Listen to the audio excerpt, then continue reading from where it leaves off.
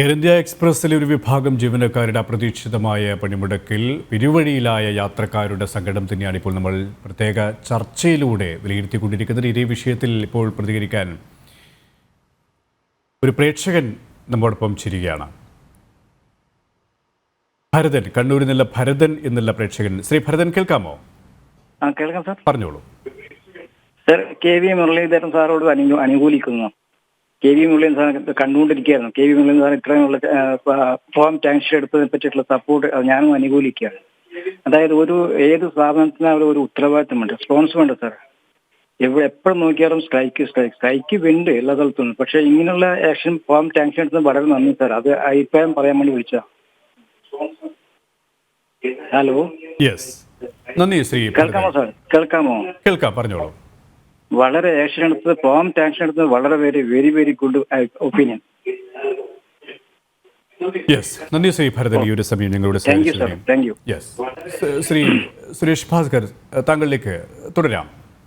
Okay, ഇപ്പോൾ ഈ റീഫണ്ടിന്റെയും cancellation മാത്രം ഒരു പാസഞ്ചേഴ്സിന് കൊടുത്തുകൊണ്ടോ യാതൊരു കാര്യമില്ല. ഇപ്പൊ ഉടനടിയായിട്ട് എയർ ഇന്ത്യ മാനേജ്മെന്റ് ചെയ്യേണ്ടത് പാസഞ്ചേഴ്സിനോട് ഈ വന്ന പാസഞ്ചേഴ്സിന് എല്ലാവർക്കും അവരുടെ വീട്ടിൽ നിന്ന് തിരിച്ചു എയർപോർട്ടിലേക്കും തിരിച്ചു പോലെ ടാക്സി ഫെയർ കൊടുക്കണം. അതുപോലെ 10 ഇരട്ടി ഇപ്പോഴത്തെ ടിക്കറ്റിന്റെ ചാർജിന്റെ 10 ഇരട്ടിയാണ് കോമ്പൻസേഷൻ കൊടുക്കേണ്ടത്.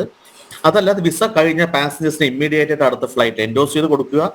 അതല്ലാതെ മറ്റുള്ള പാസഞ്ചേഴ്സിനെ മറ്റുള്ള ഫ്ലൈറ്റിലേക്ക് മാറ്റുന്നതിനോടൊപ്പം ഈ റൂൾസ് ആൻഡ് റെഗുലേഷൻസ് കംപ്ലീറ്റ് മാറ്റാതെ എയർ ഇന്ത്യ എക്സ്പ്രസിന്റെയും എയർ ഇന്ത്യയുടെയും ടാറ്റ ഗ്രൂപ്പിന്റെയും റിലയബിലിറ്റി, അവരുടെ കംപ്ലീറ്റ് ആ സൽപ്പേരും ഈ ഒരു സ്ട്രൈക്കോടെ നഷ്ടപ്പെട്ടിരിക്കുകയാണെന്നാണ് എനിക്ക് പറയാനുള്ളത്. കാരണം സാധാരണ ഒരു പാസഞ്ചർക്ക്, ഈ ഒരു പ്രവാസി എന്ന വ്യക്തികൾക്ക് 5,000, 10,000, 50,000 കൊടുത്തിട്ട് ട്രാവൽ ചെയ്യുന്ന സമയത്ത് യാത്ര ചെയ്യാൻ റീഫണ്ട് കൊടുക്കുക എന്ന് പറഞ്ഞാൽ എന്തോ ഒരു വിഡ്ഢിത്തമാണെന്ന് എനിക്കൊന്നും മനസ്സിലാകുന്നില്ല. രണ്ടാമത്, ആ വ്യക്തികൾക്ക് വന്ന ടാക്സി ഫെയർ കൊടുത്തില്ലെങ്കിലും 10 ഇരട്ടിയെങ്കിലും കോമ്പൻസേഷൻ കൊടുക്കണം. കാരണം ഓരോ സമയത്തും ജൂൺ ജൂലൈ വെക്കേഷൻ വരുന്ന സമയത്ത്, ഞാൻ എയർലൈൻസിന്റെ പേര് പറയില്ല, 6,000 ദിറംസ് ആണ് യു എയിൽ നിന്നും ഇന്ത്യയിലേക്ക് വന്നു പോലെ ടിക്കറ്റ്. 6,000 ദിറംസ് എങ്കിൽ 1,20,000 രൂപ ഒരു വ്യക്തിക്ക്. 3 പേരടങ്ങുന്ന കുടുംബത്തിന് 3.5 ലക്ഷം രൂപയാണ് ഓരോ എയർലൈൻ ചാർജ് ചെയ്യുന്നത്. ഈ എയർലൈൻ ചാർജ് ചെയ്യുന്ന ഈ പൈസയൊക്കെ എന്താ ചെയ്യുന്നത്? ഇവര് കോമ്പൻസേഷൻ കൊടുക്കേണ്ട 10 ഇരട്ടി കൊടുക്കണം, ഈ ടാക്സി ഫെയർ കൊടുക്കണം, റൂൾസ് ആൻഡ് റെഗുലേഷൻ ചേഞ്ച് ചെയ്തിട്ട് എമർജൻസി ആയിട്ട് എൻഡോസ് ചെയ്ത് കൊടുക്കണം. അതായത് എൻഡോസ് ചെയ്ത് കൊടുക്കുക എന്ന് വെച്ചിട്ടുണ്ടെങ്കിൽ ബഡ്ജറ്റ് എയർലൈൻസും മറ്റുള്ള ഫുൾ ബോർഡ് എയർലൈൻ തമ്മിൽ ചില സാങ്കേതിക പ്രശ്നങ്ങളൊക്കെ, അവർ തമ്മിൽ ഇന്റർലൈൻ അഗ്രിമെന്റിൽ പല പ്രശ്നങ്ങളുണ്ട്. അതുകൊണ്ടാണ് ഇവർ പെട്ടെന്ന് അങ്ങനെ ഒരു ഫ്ലൈറ്റ് ക്യാൻസൽ ചെയ്ത് കഴിഞ്ഞാൽ എമിറേറ്റ്സിൽ പൊയ്ക്കോളൂ, സൗദിയിൽ പൊയ്ക്കോളൂ, എയർ ഇന്ത്യയിൽ പൊയ്ക്കോളൂ എന്ന് എൻഡോസ് ചെയ്ത് കൊടുക്കാത്ത ആ റൂൾസ് മാറ്റിയിട്ട് ഏത് പാസഞ്ചർക്കാണ് എമർജൻസി അവർ അടുത്ത ഫ്ലൈറ്റിൽ അവരുടെ ഡെസ്റ്റിനേഷനിലേക്ക് കയറ്റി അയക്കാനുള്ള ബാധ്യത ടാറ്റ ഗ്രൂപ്പിന്റെ എയർ ഇന്ത്യ എക്സ്പ്രസ് ആണ്. അത് ആദ്യം ചെയ്യണം. അതിനുശേഷമേ ബാക്കി നമുക്ക് സംസാരിക്കാനുള്ളൂ. ഇതിൽ ഗവൺമെന്റിന് ഇടപെടാനൊന്നും ഇല്ല. അതൊരു പ്രൈവറ്റ് കമ്പനി, പ്രൈവറ്റ് എയർലൈൻ. ഇതിൽ director general of civil aviation ചെയ്യേണ്ടത് ഈ എയർലൈൻസിനെ സ്റ്റോപ്പ് ചെയ്യുക, ഈ എയർലൈൻസിനെ ബാൻ ചെയ്യുക, ഇപ്പോൾ ടെമ്പററി ബാൻ ചെയ്യുക. 6 മാസത്തേക്കോ ഒരു വർഷത്തേക്കോ എയർ വർത്തിനെസ് ഇല്ല എന്ന് പറയുന്ന പോലെ ഇവർ ഫ്ലൈറ്റ് ഓപ്പറേറ്റ് ചെയ്യാൻ not qualified to fly this air flights എന്ന് സ്റ്റോപ്പ് ചെയ്തിട്ടുണ്ടെങ്കിൽ മാത്രമേ ഒരു എയർലൈൻ കമ്പനിക്ക് അറിയൂ ഇങ്ങനെ ഒരു ഫ്ലൈറ്റ് ക്യാൻസൽ ചെയ്തിട്ടുണ്ടെങ്കിൽ അവർക്ക് നഷ്ടപരിഹാരം കൊടുക്കണം. വിസ ക്യാൻസൽ ചെയ്ത വ്യക്തികളെ നേരിട്ട് ഒരു സ്ഥലത്തേക്ക് കൊണ്ടുപോകണം. ഇത് സാധാരണ പ്രവാസികൾക്ക് ആദ്യം ടിക്കറ്റ് എടുക്കുന്ന സമയത്ത്, ഈ എയർപോർട്ടിൽ പോകുന്ന സമയത്താണ് അറിയുന്നത് ഫ്ലൈറ്റ് ക്യാൻസൽ. അവർക്ക് എന്തുമാതിരി മനോവിഷമം ഉണ്ടാവും. അതൊരു ഫാമിലിയുടെ കൊച്ചു കുട്ടികളായിട്ടും ഈ പ്രസവിക്കാൻ പോകുന്ന ഈ ക്യാരിങ് ആയിട്ടുള്ള അവരും കൊണ്ട് 4-5 പേര് ഒരു ഫാമിലി എയർപോർട്ട് എത്തുന്ന സമയത്ത് അതിന്റെ മനോവിഷമം ആ എയർലൈൻ മനസ്സിലാക്കണം. അത് കാരണം ടെമ്പററി ബാൻ ചെയ്യുക. ഈ ഒരു എയർലൈൻ ഇങ്ങനെ ഏതെല്ലാം ഫ്ലൈറ്റ്സ് ക്യാൻസൽ ചെയ്യുന്നു ആ ഫ്ലൈറ്റിന്റെ ഒരു 1 വീക്ക് 1 മന്ത് ഇങ്ങനെ ഒരു എയർലൈൻസ് പുതിയ റൂൾ കൊണ്ടുവന്നിട്ട് ബാൻ ചെയ്ത് നിർത്തുകയാണെങ്കിൽ മാത്രമേ എയർലൈൻ പഠിക്കുള്ളൂ. അല്ലെങ്കിൽ ഇത് മറ്റുള്ള വിദേശ രാജ്യങ്ങളിലും ഇതുപോലുള്ള ഇമ്മീഡിയറ്റ് സ്ട്രൈക്ക് പൈലറ്റിന്റെയും ക്യാബിൻ ക്രൂവിന്റെയും നടന്നുകൊണ്ടിരിക്കുന്നുണ്ട്. നമ്മുടെ രാജ്യത്ത് സാധാരണ ജനങ്ങളെ പിഴിയാൻ അനുവദിച്ചുകൂടാ. ഇങ്ങനെയുള്ള സ്ട്രിക്റ്റ് ആയിട്ടുള്ള ആക്ഷൻസോ റൂൾ ഉണ്ടെങ്കിൽ മാത്രമേ എയർലൈൻ പഠിക്കൂ. എന്നാൽ മാത്രമേ പ്രവാസികൾക്ക് അതിന്റെ ഗുണം ലഭിക്കൂ എന്നാണ് എനിക്ക് പറയാനുള്ളത്. കർക്കശമായ നടപടികൾ ഈ ഒരു വിഷയത്തിൽ ആവശ്യമാണ് എന്നാണ് താങ്കൾ പറഞ്ഞു വെക്കുന്നത്. ഇപ്പോൾ പുനലൂരിൽ നിന്ന് ഭദ്രൻ എന്നുള്ള പ്രേക്ഷകൻ കൂടി ചേരുകയാണ്. ശ്രീ ഭദ്രൻ, കേൾക്കാമോ? കേൾക്കാം. പറഞ്ഞോളൂ.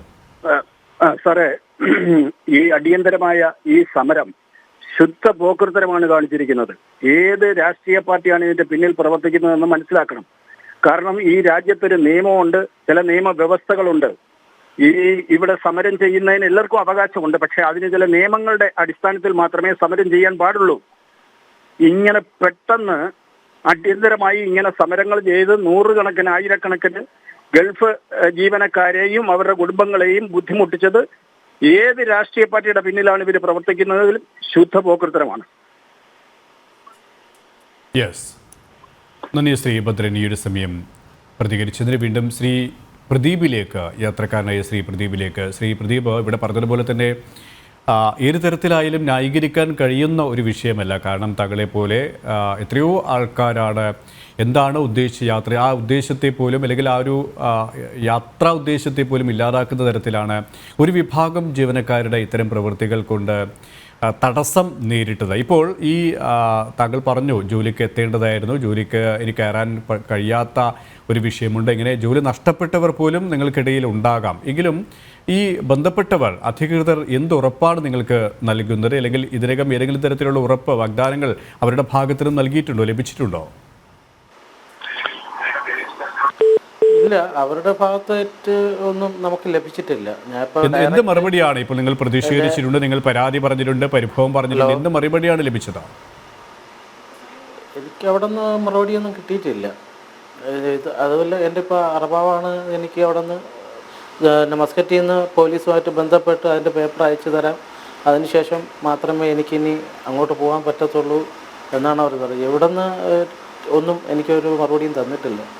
അവർ 15-ാം തീയതിയിലേക്കോട്ട് എനിക്ക് ടിക്കറ്റ് മാറ്റുകയാണ് ചെയ്തത്. 15-ലേക്ക് നിങ്ങൾക്ക് ടിക്കറ്റ് മാറ്റി തന്നിട്ടുണ്ട്? ഹലോ, 15-ാം തീയതിയിലേക്ക് നിങ്ങൾക്ക് ടിക്കറ്റ് മാറ്റി തന്നിട്ടുണ്ട്?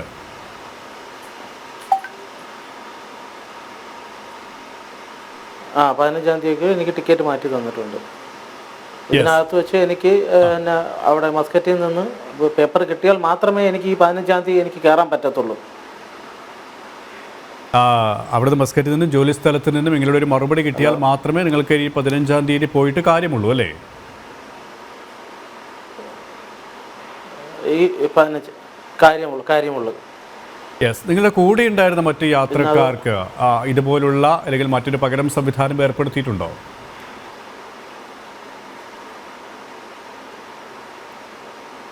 ഇല്ല, അവർക്ക് ആർക്കും ഇതണക്ക് എല്ലാവർക്കും ഡേറ്റ് അവർ മാറ്റി കൊടുത്തിട്ടുണ്ടായിരുന്നു. അല്ല വേറെ സൗകര്യം അങ്ങനെ യാതൊരു സൗകര്യമൊന്നും ഇതുവരെ ഉണ്ടാക്കിയിട്ടില്ല. ഇപ്പോൾ നിങ്ങളിപ്പോൾ രാവിലെ അവിടെ എത്തുന്നു, ഈ അവിടെ എത്തിയതിന് ശേഷമാണ് നിങ്ങൾ ഇങ്ങനെയൊരു വിമാനം റദ്ദാക്കിയത്, സർവീസ് റദ്ദാക്കിയത് എന്നുള്ള കാര്യം അറിഞ്ഞതല്ലേ?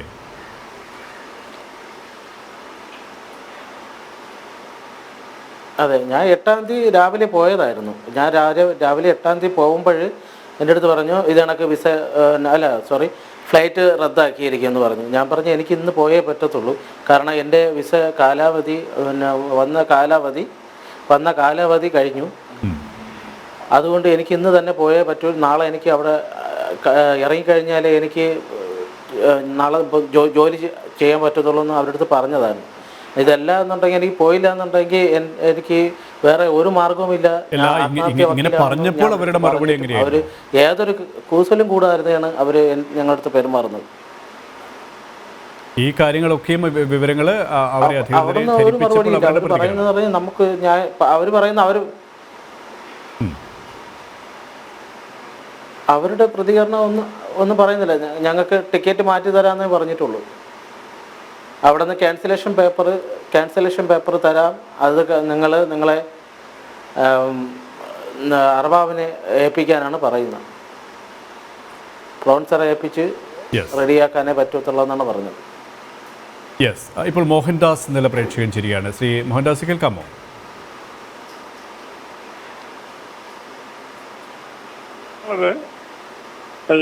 നമ്മുടെ നാട്ടിൽ എത്രയോ അഭ്യസ്തവിദ്യര് ജോലിയിലാണ് നടക്കുന്നത് സാർ. ഇത് ഈ ടാറ്റയെ പോലുള്ളൊരു കമ്പനിയൊക്കെ ഇത്ര ആൾക്കാർക്ക് ജോലി കൊടുത്ത് ഈ സംഘടന അല്ലെങ്കിൽ ഈ സംവിധാനത്തെ എയർലൈൻസിനെ ഉയർത്തിക്കൊണ്ടുവരാൻ ശ്രമിക്കുമ്പോൾ ഈ രാഷ്ട്രീയ പ്രേരിതമായിട്ടുള്ള ഈ കളികളും ഇവരെ എല്ലാം കളഞ്ഞിട്ട് പുതിയ യങ്സ്റ്റേഴ്സിന് ധാരാളം ഉണ്ട്, അവർക്ക് ജോലി കൊടുക്കാനുള്ള ഒരു സംവിധാനം ഉണ്ടാക്കണം, അങ്ങനെയുള്ള മനസ്സുണ്ടാകണമെന്നാണ് സാറ് പറയുന്നത്. എന്തിനാ സാർ നമ്മുടെ രാജ്യം എങ്ങനെ ഗുണം പിടിക്കും സാർ? എന്തെങ്കിലും ഉയർന്നു വന്ന ഉടൻ സമരം ബഹളം, അതിലുപരി സാർ ഇപ്പൊ പറഞ്ഞ പോലെ അല്ലെങ്കിൽ ഇപ്പൊ 1-2 യാത്രക്കാർ പറഞ്ഞ പോലെ അവരവിടെ ചെന്നിട്ട് ജോലി ഉണ്ടോ ഇല്ലെന്ന് അറിയണമെങ്കിൽ സമയത്ത് എത്തണം. യുഎഇയിൽ നിന്നും കിട്ടുന്ന കൺസെഷൻ ഒന്നും നമ്മുടെ വിദേശ മലയാളികൾക്ക് കിട്ടത്തില്ല. ഈ മറ്റു രാജ്യങ്ങളിൽ നിന്ന്. അപ്പൊ അങ്ങനെയുള്ള രാജ്യത്ത് സമയത്ത് ചെന്നില്ലെങ്കിൽ ഒരു ജോലി കിട്ടാൻ സാധ്യതയില്ല, ജോലി പോകും. ഇവർക്ക് ജോലിക്ക് എന്ത് ഉറപ്പ് കൊടുക്കാൻ പറ്റും ഈ സമരം ചെയ്യുന്ന വ്യക്തികൾക്ക്? അവരുടെ അഹങ്കാരമാണ് സാർ, സ്വന്തമായിട്ട് ജോലിയുള്ളതുകൊണ്ടാണ് സാർ അവർ കാണിക്കുന്നത്. അതുകൊണ്ട് തീർച്ചയായിട്ടും ഇതിനൊരു പ്രതിവിധി ഉണ്ടാകണം. അവരെല്ലാം കളയണം സാറേ. അതിൽ 30, 5, 25, 10 എന്നുള്ളതല്ലേ ഉള്ള എല്ലാത്തിനും കളഞ്ഞിട്ട് പുതിയ ആൾക്കാരെ അല്പം ഡിലേ വരും, അത് സഹിച്ചേ ഉണ്ട്. കുറച്ച് നാളത്തേക്ക് ടിക്കറ്റ് എടുക്കുന്നില്ല. എന്റെ കുടുംബത്തിൽ നിന്നും ഉണ്ട് സാർ 2 പേര് വിദേശത്ത്. അപ്പൊ ഞങ്ങൾക്കൊക്കെ ഈ ബുദ്ധിമുട്ട് പറഞ്ഞാൽ മനസ്സിലാവും. അവിടെ ചെന്ന ജോലി നമുക്ക് കിട്ടാൻ സാധ്യതയില്ല. നമ്മുടെ നാടാണ് ജോലിയില്ലാതെ കിടന്ന് എന്തുകയാണ്. നമുക്ക് ചോദിക്കാനും പറയാനുള്ള ആൾക്കാരൊക്കെ വിദേശ യാത്രയും ഉല്ലാസയാത്രയും പോകുന്നു. ഒന്ന് ആലോചിച്ച് നോക്കി സാറേ, ഈ ചോദിക്കാനും പറയാനും ആരുമില്ല. ആരെങ്കിലും തിരക്കിയോ ഈ കിടന്ന് വലയുന്ന ഈ മലയാളികളുടെ നമ്മുടെ പാസഞ്ചേഴ്സ് ആയിട്ടുള്ള എല്ലാവരുടെയും ബുദ്ധിമുട്ടുകളെ പറ്റി ആരെങ്കിലും തിരക്കിയോ സാർ? ആരും തിരക്കിയില്ല. അപ്പൊ ഇതൊക്കെ രാഷ്ട്രീയ പ്രേരിതമാണ് സാർ. ഇതിന്റെ ഉള്ളിൽ മറ്റു ചിന്താഗതികളാണ് സാർ. നമ്മൾ പൊതുവായിട്ട് കാണും, നമ്മുടെ രാജ്യം പുരോഗമിക്കണം, നമ്മുടെ രാജ്യത്ത് ജോലി ഉണ്ടാകണം, നമ്മുടെ വിദ്യരായ ആൾക്കാർക്ക് ജോലി കിട്ടണം. അവർക്കൊക്കെ ജോലി കിട്ടിയാൽ ഇവിടെ ഇത്ര ഐശ്വര്യമായിട്ട് പോകും സാർ നമ്മുടെ രാജ്യം. ഇതിൽ ഉയർന്ന് വളരെ ഉന്നതിയിലെത്താനുള്ള സാധ്യതയില്ല സാർ. അങ്ങനെ ഒരു അപേക്ഷയുണ്ട് സാർ. ഇങ്ങനെ എന്റെ ആത്മാർത്ഥമായിട്ടുള്ള ഒരു റിക്വസ്റ്റാണ് സാർ. നന്ദി ശ്രീ മോഹൻദാസ്, ഇത്രയും സമയം ഞങ്ങളോട് സഹകരിച്ചത്. ഇപ്പോൾ കൊച്ചിയിൽ നിന്നും തിലകൻ എന്നുള്ള പ്രേക്ഷകൻ ചിരിക്കുകയാണ്. തിലകൻ പറഞ്ഞോളൂ. അതെ, നമ്മളുടെ ഇവിടെ സാധാരണ നമ്മുടെ ഇവിടെ തൊഴിലാളികള് ചെയ്യുന്ന ഈ രാഷ്ട്രീയ തൊഴിലാളികൾ ചെയ്യുന്ന അതേ പ്രവൃത്തി തന്നെയാണ് ഇവന്മാരും ചെയ്തിരിക്കുന്നത്. ഇതിന് ഒരു തടയിടാണ്ട് നമ്മൾ എയർ ഇന്ത്യയെ കുറ്റം പറഞ്ഞിട്ട് ഒരു കാര്യമില്ല. നാളെ പൈലറ്റുമാർ കംപ്ലീറ്റ് തൊഴിൽ മുടക്കി കഴിഞ്ഞാൽ എയർ ഇന്ത്യനെ പറഞ്ഞിട്ട് വല്ല കാര്യമുണ്ടോ? അങ്ങനെയല്ല. ഒരു നോട്ടീസ്, ഇതിനൊക്കെ ഒരു മര്യാദയൊക്കെ ഉണ്ടല്ലോ. ഒരു നോട്ടീസ് കൊടുക്കുക, ഇത്ര ദിവസം പറയുക, അതിനുള്ളിൽ സഹകരിച്ചില്ലെങ്കിൽ ഇപ്പൊ എയർ ഇന്ത്യ ചെയ്യുന്നില്ല, പിടിക്കുന്നില്ല എന്നൊക്കെ പറഞ്ഞ് കുറച്ച് ആൾക്കാർ ട്രാവല് അവരുടെ കഷ്ടം നമുക്ക് മനസ്സിലാവും. കാരണം എന്തായിരിക്കും കാര്യം, ഇത് യാത്ര ചെയ്യാൻ പറ്റാത്തവർക്കുള്ള ബുദ്ധിമുട്ട് വളരെ വലുതാണ്. അതിന് ചെയ്യേണ്ട പ്രതിവിധി എന്താണെന്ന് വെച്ചാൽ ഈ സസ്പെൻഡ് ചെയ്ത ഈ തൊഴിലാളികളുടെ ശരിക്കും UP ഗവൺമെന്റ് ഒക്കെ ചെയ്യുന്ന പോലെ അവരുടെ ജംഗമ വസ്തുക്കള് ഇത് ചെയ്തിട്ട് ഈ പാവപ്പെട്ടവർക്ക് കൊടുക്കണം. കാരണം അത്രയും ദുഷ്ടത്തരമാണ് ചെയ്യണത്. രാജ്യത്തോട് തന്നെ ഏറ്റവും വലിയ ദുഷ്ടത്തരമാണ് ചെയ്യണത്. അത് പറയാണ്ട് എയർ ഇന്ത്യ വയറ്റിപ്പോ എയർ ഇന്ത്യ ഒരു സുപ്രഭാതത്തിൽ ഇപ്പൊ ആള് മരിച്ചുപോയി കഴിഞ്ഞപ്പോ എന്ത് ചെയ്യാൻ പറ്റും? ആ വിധത്തിലാണ് വന്നിട്ട് യാതൊരു നോട്ടീസും ഇല്ലാണ്ട് ഒറ്റ പണിമുടക്ക്. അപ്പൊ അതിന് ചെയ്യേണ്ട പ്രതിവിധി ഇത് മാത്രമുള്ളൂ. ഇവന്മാരുടെ ക്രിമിനൽ കേസിന് ശരിക്കും നടപടിയെടുക്കണം. ഇത്രയും യാത്രക്കാരെ ബുദ്ധിമുട്ടിച്ചതിന് അവന്മാരുടെ കേസ് കൊടുക്കണം. അവന്മാരുടെ ഈ ജംഗമ വസ്തുക്കള് ജപ്തി ചെയ്തിട്ട് ഈ പാവങ്ങൾക്ക് കൊടുക്കണം. അതാണ് UP ഗവൺമെന്റ് ചെയ്യുന്നത്. അപ്പൊ അവിടെ മേലാലി അഭ്യാസം ഉണ്ടാവില്ല.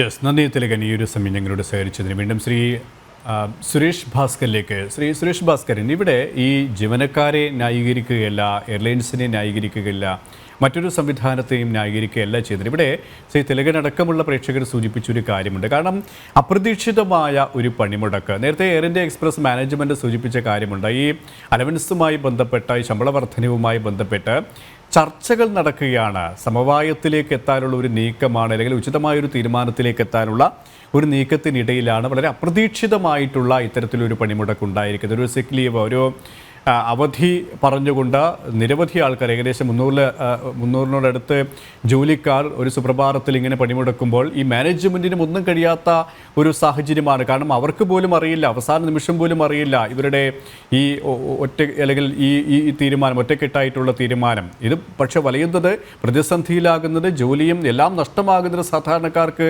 എന്നൊരു മറ്റൊരു യാഥാർത്ഥ്യം. അതുകൊണ്ട് തന്നെ ഈ ഒരു വിഷയത്തിൽ മാനേജ്മെൻറ്റിനെ, എയർ ഇന്ത്യൻ എക്സ്പ്രസ് മാനേജ്മെൻറ്റിനെ നമുക്ക് അത്ര വലിയ രീതിയിൽ കുറ്റപ്പെടുത്താൻ സാധിക്കും. ഒരു പിഴവ് അവർക്ക് ഇടയിൽ ഉണ്ടായിട്ടുണ്ടെങ്കിൽ അതിനേക്കാൾ വലിയ പിഴവല്ലേ മറ്റുള്ളവരുടെ ജീവനും സ്വത്തിനെയും ബലിയാടാക്കി അല്ലെങ്കിൽ പത്താടിക്കൊണ്ടുള്ള ഒരു സമീപനമല്ലേ ഈ ജീവനക്കാർ സ്വീകരിച്ചതാ?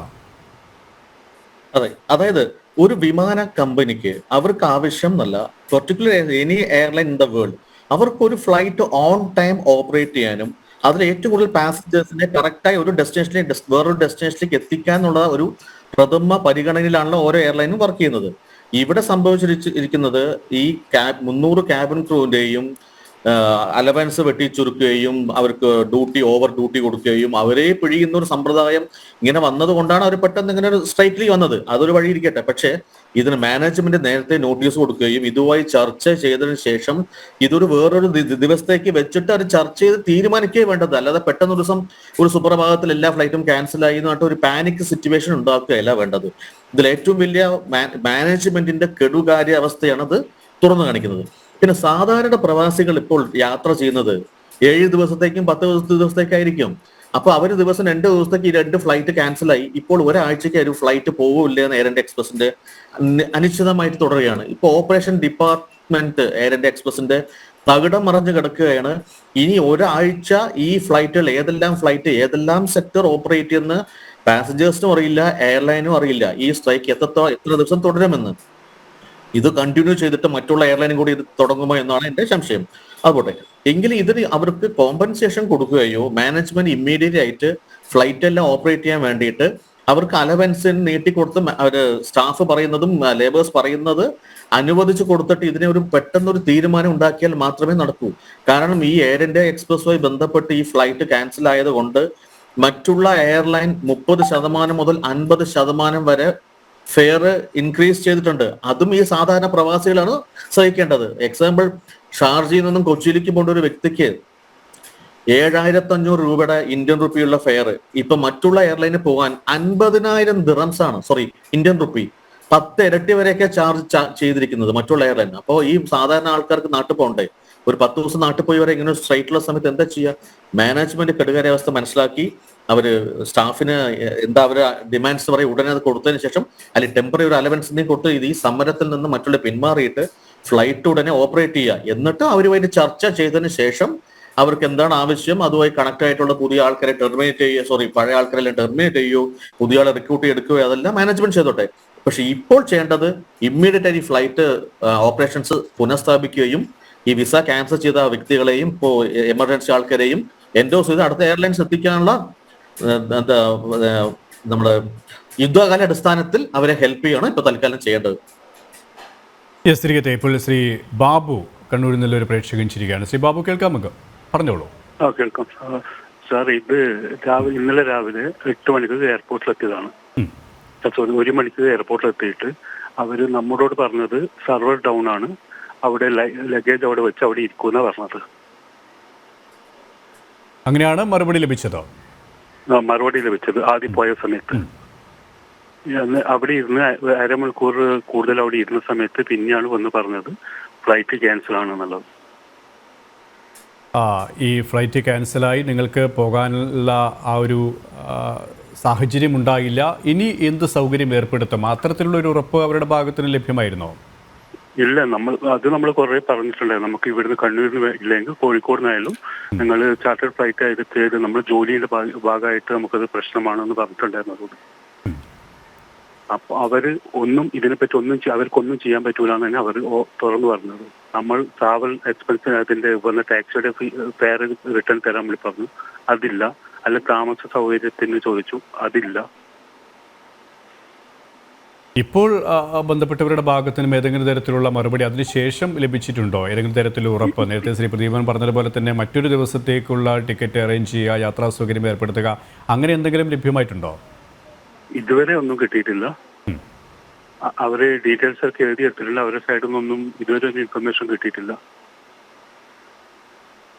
നന്ദി ശ്രീ ബാബു ഈ ഒരു സമയം പ്രതികരിച്ചതിന്. വീണ്ടും ശ്രീ പ്രദീപിലേക്ക്. പ്രദീപൻ, ശ്രീ ബാബു പറഞ്ഞതുപോലെ തന്നെയാണ് ഈ പലർക്കും ഇത്തരത്തിലുള്ള സൗകര്യങ്ങൾ ലഭ്യമായിട്ടില്ല. താങ്കൾ നേരത്തെ പറഞ്ഞു 15-ാം തീയതി യാത്ര ചെയ്യാനുള്ളൊരു സൗകര്യം ലഭിച്ചിട്ടുണ്ട്. പക്ഷേ ആ 15-ാം തീയതി യാത്ര ചെയ്തിട്ടും ആ ജോലി സംബന്ധമായ കാര്യത്തിലൊരു ഉറപ്പ് ഇതുവരെ ലഭിക്കാത്തതുകൊണ്ട് അതും ഒരു അനിശ്ചിതത്വത്തിലാണ്. ഇപ്പോൾ താങ്കളുടെ കൂടെ ഉണ്ടായിരുന്ന നിരവധി യാത്രക്കാരുണ്ട്. അവരൊക്കെയും പരസ്പരം വിളിക്കുമ്പോഴും ഈ കാര്യങ്ങൾ പറയുമ്പോഴും ഇത്തരത്തിലുള്ള ഒരു പരിഭവം തന്നെയാണോ പങ്കുവെക്കുന്നത്?